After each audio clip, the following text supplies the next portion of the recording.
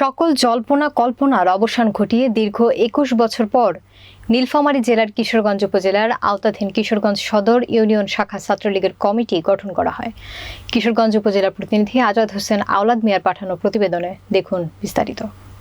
কিশোরগঞ্জ সদর ইউনিয়ন কিশোরগঞ্জ উপজেলা ছাত্রলীগের গুরুত্বপূর্ণ একটি শাখা। সদ্য অনুমোদিত উক্ত কমিটিতে সভাপতি নির্বাচিত হয়েছেন পরীক্ষিত আওয়ামী পরিবারের সন্তান আজাদ হোসেন আওলাদ মিয়া। সাধারণ সম্পাদক সাজ্জাদ হোসেন শুভ গত 15/4/24 তারিখে কিশোরগঞ্জ উপজেলা ছাত্রলীগের সভাপতি মাইনুল আরেফিন সপু ও সাধারণ সম্পাদক মেহেদী হাসান জেভি স্বাক্ষরিত 2 সদস্য বিশিষ্ট কমিটি আগামী 1 বছরের জন্য অনুমোদন দেয়। সেই সাথে নবগঠিত সভাপতি ও সাধারণ সম্পাদককে নির্দেশ দেন আগামী 10 দিনের মধ্যে পূর্ণাঙ্গ কমিটি গঠনের জন্য। প্রতিক্রিয়া জানতে চাইলে নবগঠিত কমিটির সভাপতি আজাদ হোসেন আওলাদ মিয়া বলেন, বাংলাদেশ ছাত্রলীগের কিশোরগঞ্জ সদর ইউনিয়ন শাখার সভাপতি নির্বাচিত করায় উপজেলা ছাত্রলীগের সভাপতি সম্পাদকের প্রতি কৃতজ্ঞতা জ্ঞাপন করছি।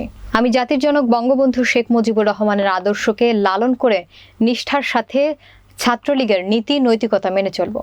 এজন্য তিনি সকলের দোয়া, আশীর্বাদ ও সহযোগিতা কামনা করেন। এবং মোটরসাইকেল শোডাউনে উপস্থিত ছিলেন উপজেলা ছাত্রলীগের সভাপতি মাইনুল আরেফিন সপু, ছাত্রলীগ নেতা ফিরোজ, আসাদুজ্জামান পিয়াল, শেখ সাদি, শিহাব হোসেন, বাহাগিলি ইউনিয়ন ছাত্রলীগের সভাপতি আপেল প্রমুখ।